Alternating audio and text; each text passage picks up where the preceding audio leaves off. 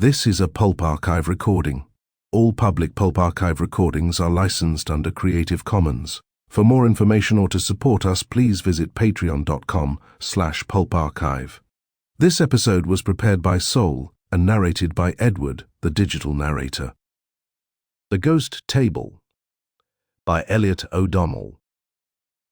Weird Tales, February 1928. This episode contains period-typical depictions of crime, violence, and mild profanity.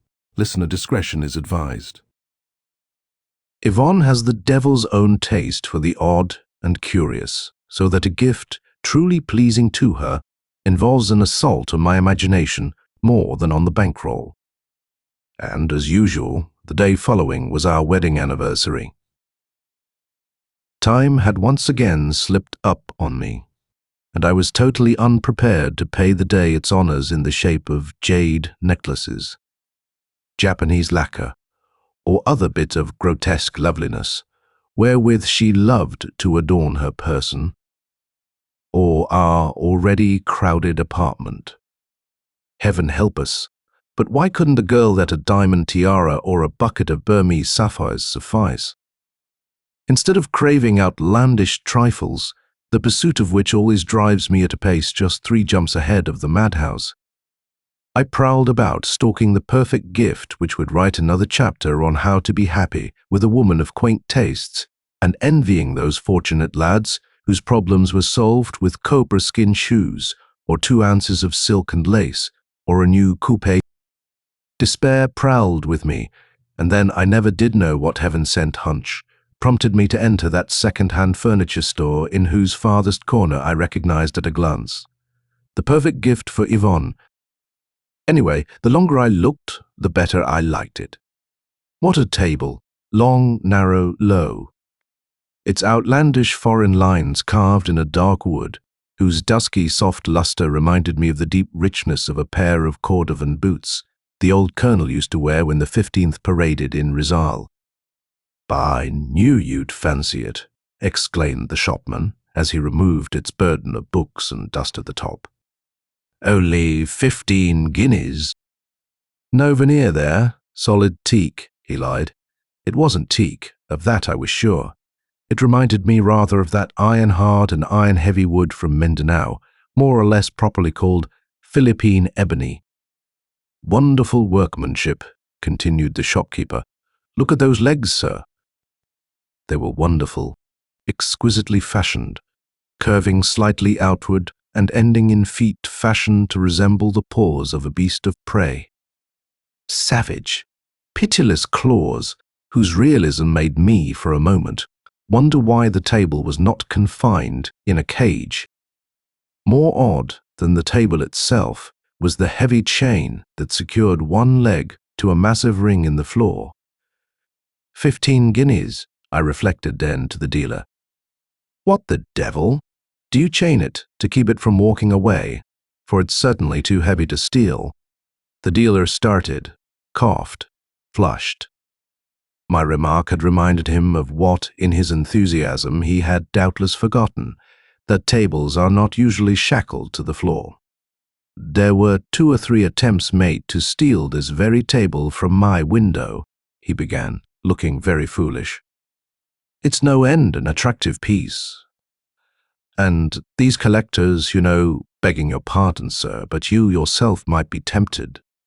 Plainly, the man was improvising. The poor fellow probably had persecution, delusions, or something of the kind, and felt a bit wooden at having me notice the evidence thereof. The more I looked at that table, and its graceful feline curves, 15 guineas, how about 10, cash?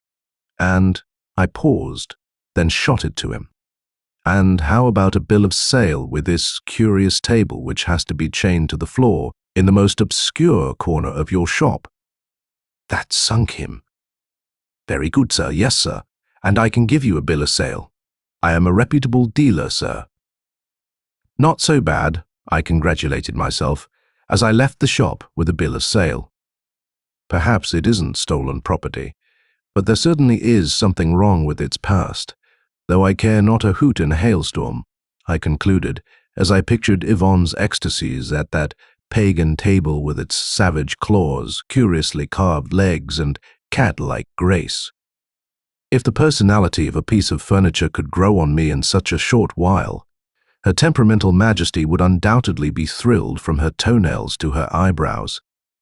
True to his promise, the dealer delivered the table that very afternoon, shortly after I reached home and told Yvonne of my discovery. The lift, as usual, was out of order, so I was not surprised to note that the two men who brought the table to our apartment on the 3rd floor were somewhat the worse for wear. They set it in the middle of the drawing room, as though it had been a red-hot rock, and edged away from it a pace or two. "It's heavy as a battleship," I remarked, hefting it. No wonder the men were exhausted. That massive table resisted my grip as though its claws had sunk into the floor. "Heavy as a battleship," repeated one of the porters. "And that's only half of it." "Thank you, sir." Pocketing the shilling, I handed him. The porter and his companion departed, and seemed pleased at the opportunity. I rather wondered that they spared me the garrulity I might have expected of their efforts to fritter away 10 minutes of their employer's time, delaying their return to the shop and further duty. "Oh, Val, what a perfectly marvelous table! I never saw anything like it. If I'd walked in with the pagoda of Shwet Dagon, she couldn't have been more enthusiastic." Her sister Annie, who was visiting us at the time, was equally pleased, though not quite so frenzied in her approval. I thoroughly enjoyed their comments on the table, feeling very much the conquistador displaying the plunder of a new world. And after the first 5 minutes of their fanfare of ecstasy, I wondered how I had ever, in the presence of such beauty, contrived to beat the price down 5 guineas. About $25, real money, and thus I gave little thought to the strange conduct of Ghoul, our collie, who, as the porters entered with the table, growled and fled from the room, whining. "Fawn, it's lovely, and so odd," remarked Annie, as Yvonne, with a final caress, broke away from me and set to work dusting the lustrous tail apart. "It's positively uncanny how anything of wood can be so lifelike. I am almost afraid to turn my back to it." "And Val calls me temperamental," jeered Yvonne. "But it does remind me of some beast of prey," insisted Annie. "Why, even the wood has leopard markings." "Stupid," I protested. "Leopards are spotted, not striped." And then, for the first time, I noted that the top, when viewed from a certain angle, did have the faintest shadowy suggestion of tiger stripes, which very oddly gave it the appearance of having a slightly convex surface. "You two will be the death of me," laughed Yvonne. "Zebras are just as striped, and they're nothing but sport model jackasses." And that settled the discussion. That night, sometime after we had gone to bed, Yvonne woke me, or thought she did. "Did you hear that?" she whispered. I had been hearing it for some time, and for some time had been wondering whether an unreasonable amount of Paul Whitby's Bacardi punch and 3 Patagas Coronas in a row could have made me hear that scarcely perceptible but persistent purring, which had gradually become a dull thump-thump. "Do I hear what?" I contrived to mutter sleepily. "That awful thumping." And Yvonne's nails sank into my arm, waking me very thoroughly. It was all rather disturbing. Things were becoming involved, for Yvonne hadn't smoked even one of those Patagas, and scarcely tasted that potent aromatic punch. And she too was hearing what had now become the heavy tramping of a wooden colossus, striving to tread stealthily across strange territory. "Burglars," she gasped. "Do go to the phone and call the police." "Police be damned." By the time the operator makes the connection and I manage to say, "Are you there?" in the proper mumble, I'll be slugged and the house looted. Anyway, I think it's a pile driver working on that building just around the corner. "You would," sneered Yvonne. Oh, good Lord. I couldn't laugh that off.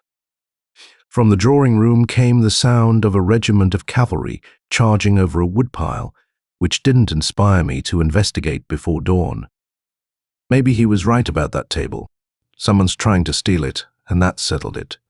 If I let anyone get away with Yvonne's precious table, life with her would be unbearable for years to come.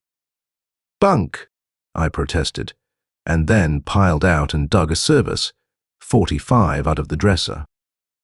Ghoul's wines didn't add to my peace of mind. But I slunk down the hall, by no means comforted by that crashing and clattering in the drawing room, accented by the rattle of andirons and the tinkle of shattering glass. I hugged the wall, creeping through the darkness toward the riot at the entrance of the drawing room. Stick 'em up and be quick about it, I growled as savagely as my nerves permitted, and snapped on the light. No one stuck 'em up, no one was there. The ensuing silence was all the more awful for having come out of such a terrific din. I still don't know whether my relief exceeded my wonder, relief at not having to shoot it out against Lord knows what odds, and wonder at the dead, heavy silence that overwhelmed that fearful clattering and thumping the instant I snapped on the lights. Ghoul whined dolorously at the farther end of the hall. The furniture was a sight.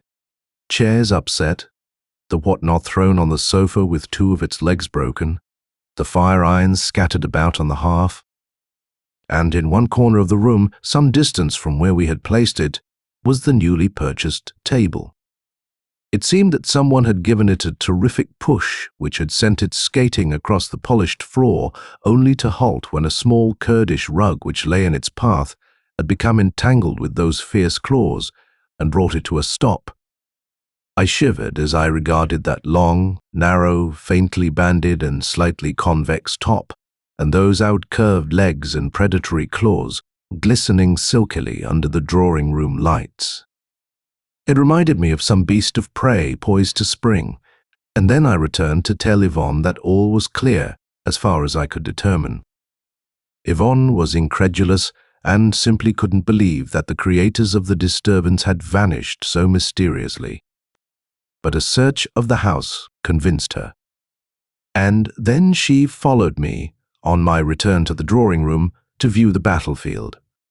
Still, not entirely convinced of the departure of the intruders, she sought to take Ghoul with us. But Ghoul wisely took cover beneath our bed, all the while alternating snarls with terrified whines. And then Annie, awakened by the height of the disturbance, finally ventured out of her room, joining us as we went to take another look at the upset drawing room.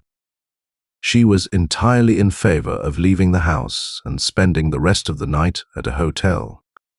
Don't be stupid, I chided. I've searched the entire house and tried every door. There is not a sign of anyone's having entered or left. And, clutching at any opportunity to laugh it off, I continued, blaming the tumult on Yvonne's Angora cat. Look, the window is slightly open. Probably Miggles was entertaining a few playmates and escaped. Now I'll tell one, retorted Annie. Miggles would, of course, have moved that heavy table and wrapped a rug about its legs. That should have finished me, but I came up for more, mentioning the heavy chains that had shackled the table to the floor of the furniture store. I will admit, I improvised, that this may be one of those odd and precious pieces that some collector covets, and by terrorizing the dealer, he hopes to beat down the price. Only I came along and crabbed the game, so I am getting a taste of some collector's Schreschlichkeit. Rather good, what? I thought so, and Annie didn't argue. Yvonne was thrilled at the glittering notion, and with peace once more restored, we sought what little sleep could be salvaged from the remains of the night. Yvonne spent a considerable portion of the following day in cleaning and polishing her prize, and when a number of her friends came in to tea, they went into raptures over it, especially over its feet and legs, which took their fancy enormously. Yvonne, strutting her table as though she herself had carved it, spoke of the faint tiger markings and the almost imperceptible convexity of the top.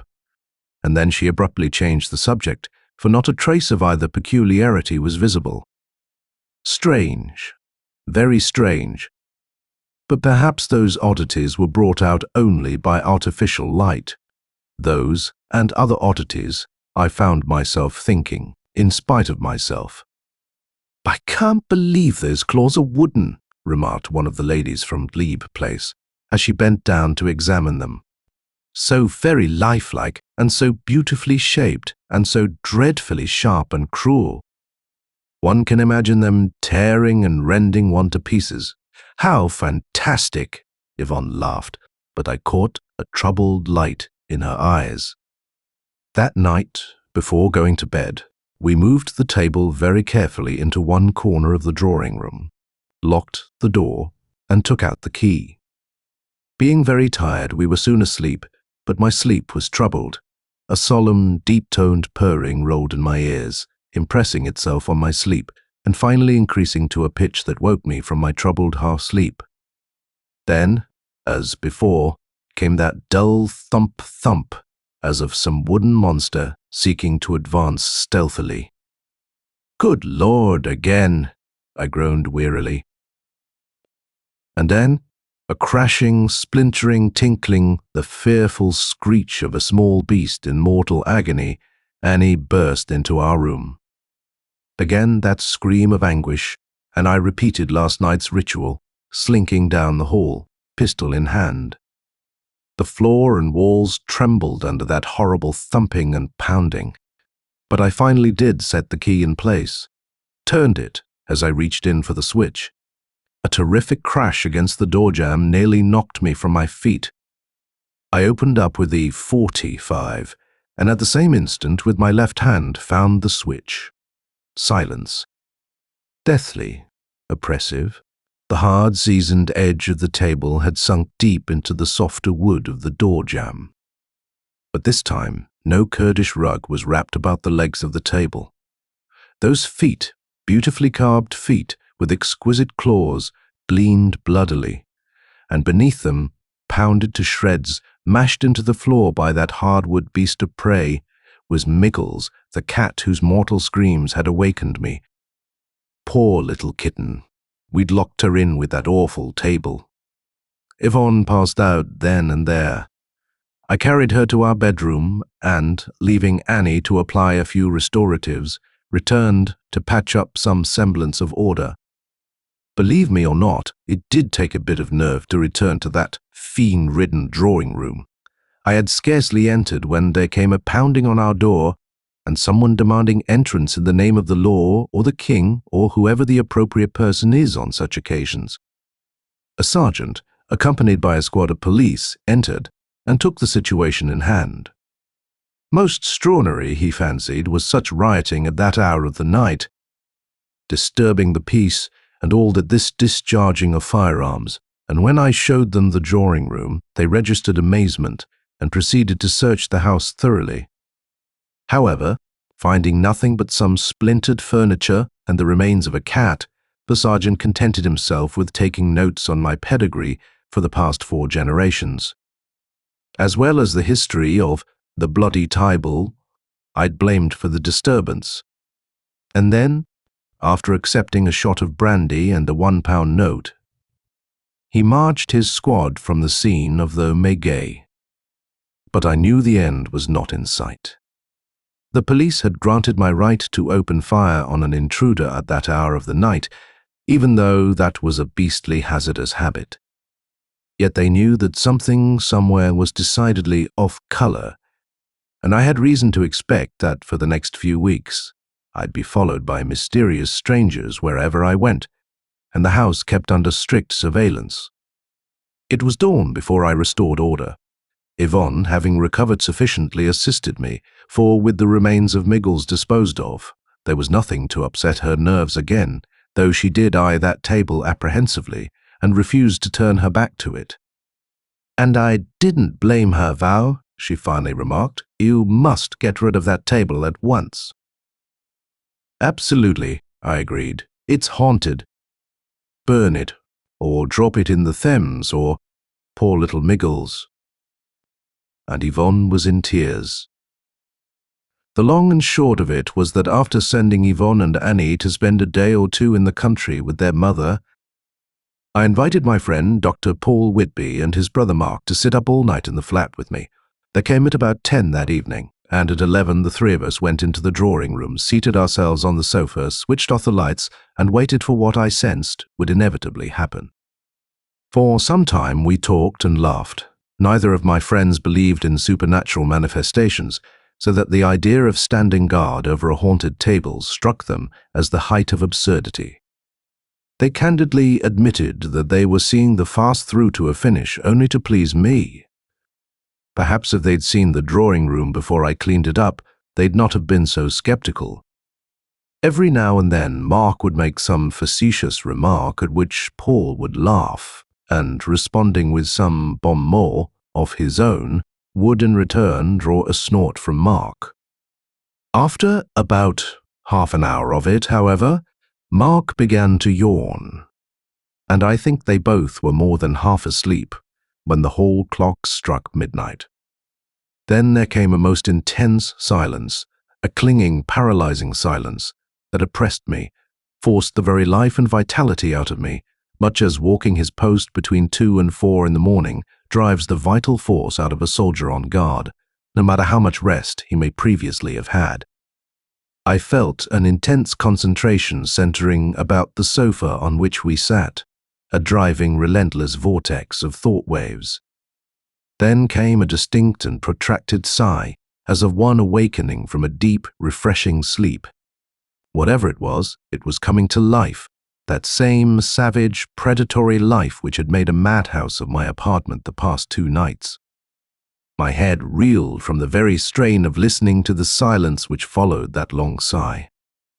Finally, there came another sigh, followed by a loud creak.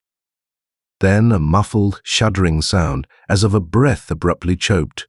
Another creak which could have come from no place other than the corner where I had placed that fiend-haunted table. It was high time to awaken my companions. By dint of shaking them by the shoulders, I did succeed in arousing them from the stupor into which they had fallen, and it was several minutes before I could make them understand what was going on. The noises in the corner had by this time entirely ceased. Again there was a long, oppressive silence, and it was not until 1, or perhaps half past. I had lost track of time, and a single stroke of the hall clock told me nothing, when there came another sigh, then another creak, and then a persistent, muffled throbbing, like the pulsing of African war drums from a great distance. That same ominous, brooding thump-thump that had haunted me the past 2 nights, that solemn, fateful, deliberate beating that speaks of war and massacre and the devices of jungle devil doctors. I felt Paul grip me by the arm, and under any other circumstances I would have chuckled at the thought of those 2 pronounced skeptics getting their first taste of that bloodthirsty presence which had made a slaughterhouse of my drawing room. More sighs and creaks impressed on that terrifying crescendo of muffled pulsing, and then a rapid, irregular pounding, as if the table were rocking to and fro in great agitation, balancing first on one leg, then another. "What the deuce can that be?" muttered Mark as he rose from his seat. The noises in the corner grew louder and louder.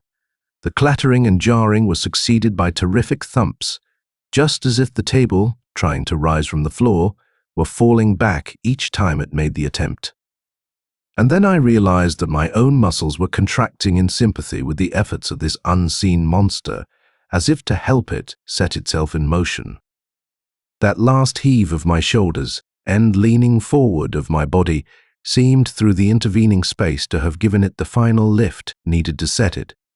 Lurching forward, moving across the room with a succession of bumps and thuds, a yell of amazement from the usually cool and phlegmatic Mark.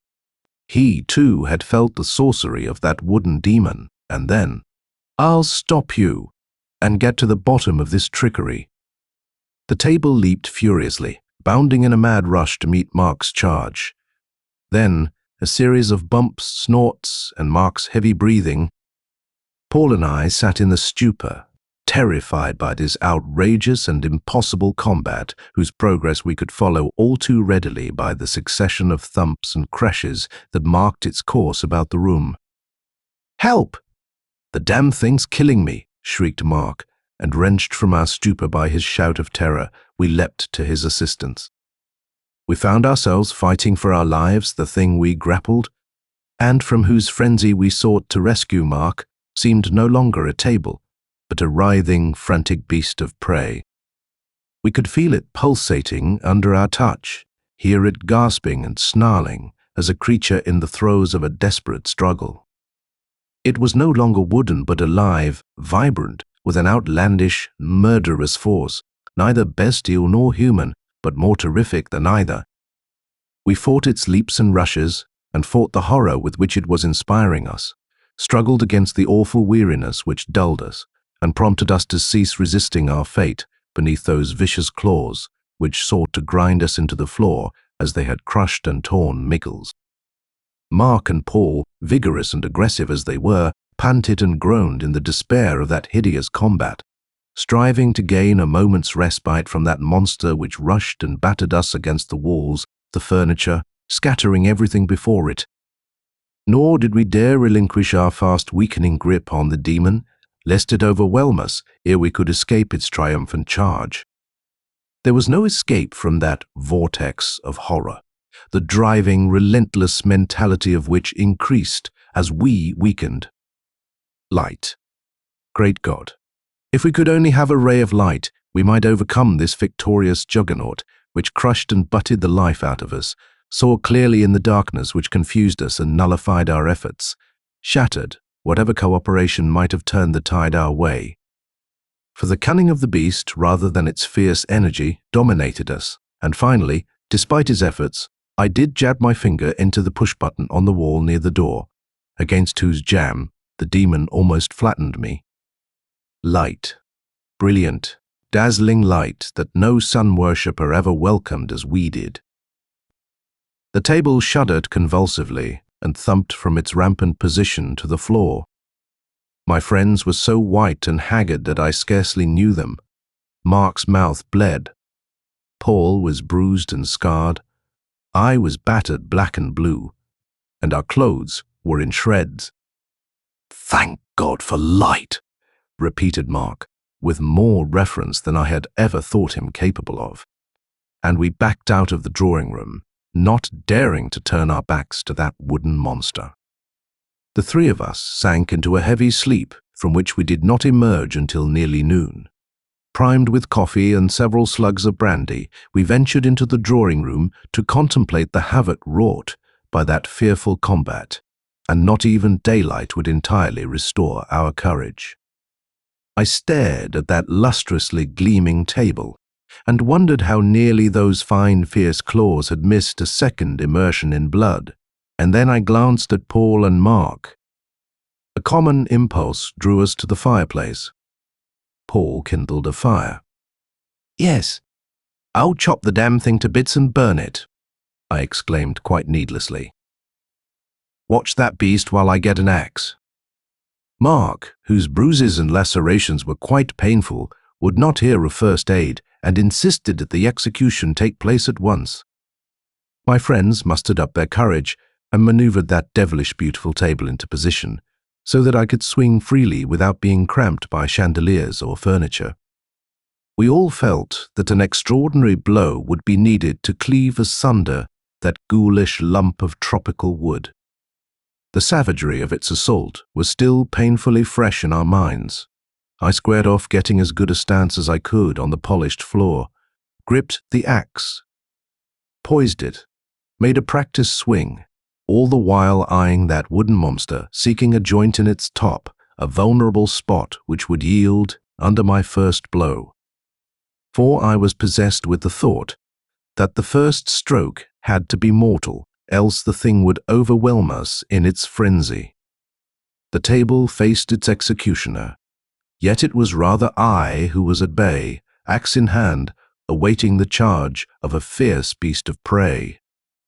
and for once the levity of my insouciant friends was absent from their contemplation of a grotesque spectacle. The fire in the grate crackled in merry anticipation. "Get it done and over with, Val," whispered Mark. The axe flickered upward, and then I paused at the crest of the stroke, halted by an insistent pounding at my front door. Someone was demanding admittance, and that prosaic fact dispelled the tensity of the preceding instant, and made it seem very absurd to stand, axe in hand, anticipating the leap of a hand-carved table. "Let him in, Mark," I commanded, and I lowered the axe, for it is rather awkward to be caught in the act of assaulting a table in one's drawing room. I felt somewhat the same relief I would have experienced had I suddenly been allowed to resign a position as the executioner of a human being. The insistent caller was the dealer who had sold me that accursed table. "Oh, I say you mustn't," he protested, forgetting his place so far as to lay his hand on my wrist. "Really, sir? Now, what in thunder is this?" I demanded. "I paid enough for this piece of iniquity, and by God, I'll wreck it if I feel like it." "We jolly well will," asserted Paul. "And since you sold it, what have you to say about it, my man?" "Please, sir, put that axe aside and let me explain," begged the dealer. "It can't hurt you in daylight." "So you knew all the while?" The shopkeeper squirmed, coughed, and resumed. "Here is 15 guineas, sir. And consider that I've bought the table." "Well, how about the damage to my drawing room?" I demanded. "You willfully and knowingly sold." "Yes, sir, I'll confess I did." "But I'll adjust that presently, sir." And then, noting that my fingers were again tightening on the axe helve, "Please don't kill him, sir." "I'll kill him?" gasped Paul. "Really now, but this is a bit thick, you might." And thrusting 15 guineas into my hand, forcing me to relinquish the axe, the dealer set about explaining. "A short time ago," he began, "I numbered among my friends a certain eminent scientist, Professor William Percival, a Fellow of the Royal Society." The dealer paused impressively, then continued, "who was deeply interested in all questions pertaining to spiritualism, especially table-turning. It was his theory that the tiltings, rappings, and leapings about when not due to fraud were occasioned not by animal magnetism, as is popularly supposed, but by the spiritual self or ego of someone present being actually thrown or projected into the table. As the fellow warmed up, he lost his tradesman's manner and became quite the associate of fellows of the Royal Society. He believed that such a feat, usually performed unconsciously, could be performed deliberately and at will, though only by the most intense and powerful concentration. To prove his theory, he began experimenting on small objects, books, walking sticks, newspapers, and after endless attempts conducted in the dead of the night. Between 12 and 3 in the morning, when, owing to the stillness, conditions are most favorable for concentration, he finally succeeded. "The hell you say?" I interrupted. "Do you mean?" "Yes, indeed, quite." "He was sitting in his chair," resumed the shopkeeper, "concentrating on being inside a certain wooden paper cutter, moving it about, when quite suddenly he felt himself pass out of his body and walk about on the table. Then came, as he later explained, a kind of tug, as if someone were pulling him by the shoulders, and he was again in his body in the chair. The paper cutter was several inches from the spot where he had placed it. The next night he tried with a book, but with no success.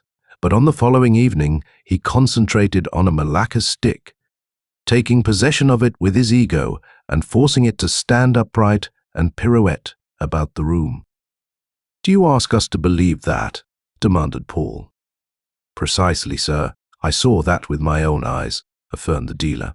"And if I may continue, the professor deduced that objects of wood were more susceptible to projection than others, and to these he confined his experiments.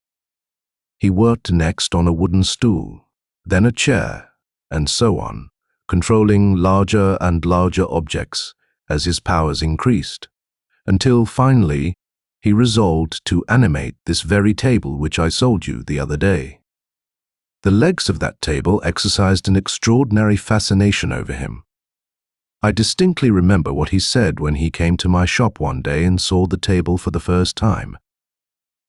"My word, Ibbotson," he exclaimed. "What a wonderful piece. You must let me take it to my study. If I can but succeed in projecting myself into it, beware, for I shall certainly be a tiger." "Ah, but those lovely paws," he sighed affectionately.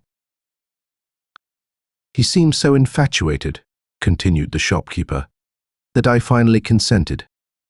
And then, noticing how haggard he looked and how his eyes glistened, I suggested that he'd been overdoing it and that his study of spiritualism was doing him no good at all. But he laughed, scoffed at my fears, and sent for the table, arranging for a séance the following night. 4 of us were present: Percival, 2 other friends, and I. Shortly after midnight, Percival declared he would project himself. We watched him as he concentrated. Here the dealer shuddered, then continued. He sat hunched forward, half crouching in his seat, almost like a beast about to spring. His eyes, fixed staringly on the table, were unseeing and glassy. Then, after an interminable pause, his lips began to quiver, and he muttered, as nearly as we could understand, "I am on the way. I am coming as quickly as possible. I can't come any faster." "Ah!" he snarled, thumped the table furiously, yelled like some monstrous cat. My friends looked at me significantly, and I knew by their expressions that we agreed in our belief that Percival was mad. But before we could take any action, his eyes closed, the expression of unspeakable beastliness died out of his face, and he relapsed into a trance. I was still looking at him when my attention was abruptly called to the table. It began to throb, and on placing my ear close to it, I could distinctly hear something pulsing. It sounded exactly like the irregular beating of a heart, then a jarring noise, and the table lunged forward, bounding and whirling furiously, leaping in one direction and another. A sudden lurch brought it violently against the professor's chair, throwing him to the floor.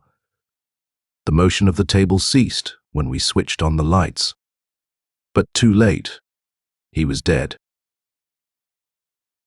We never knew whether the impact to the table killed him or whether he was dead before the table touched him. A medical certificate was made, giving heart failure as the cause. For the less said about such matters, the better. "I resumed possession of the table," continued the dealer, "but every night about 12, that table began its antics. That sort of thing went on for weeks, ever increasing in violence. I sold it to you, thinking that you, since you didn't know its history and your house was in no way connected with the foregoing events, might put a stop to such unbelievable performances." "I see your line of thought," I replied, "but it didn't work out that way, unfortunately, and my house, thanks to your fraud, is a wreck, and fraud it is, for you represented it to be a table and not a saber-toothed tiger." "Quite right, sir," he answered contritely. "And I assure you, by the way," interrupted Paul, "what brought you here at this time? The police? You told them of the table night before last. They naturally investigated my shop and questioned me about the table, thinking some collector had followed it from the shop to this house. So, I knew it was up to its old tricks." "Now," I queried, "what are you going to do with it? You bought it back from me, so I can't follow my inclination to chop it up and burn it." "Neither can I," declared the dealer, "for if I did, I'd feel I had assassinated Professor Percival, so I'll keep it chained up in a brightly lighted room." Thank you so much for hanging out today. My name is Sol, and this is the Pulp Archive. Now, if you had fun, I'd appreciate it if you could like, subscribe, comment, and share. That stuff really helps.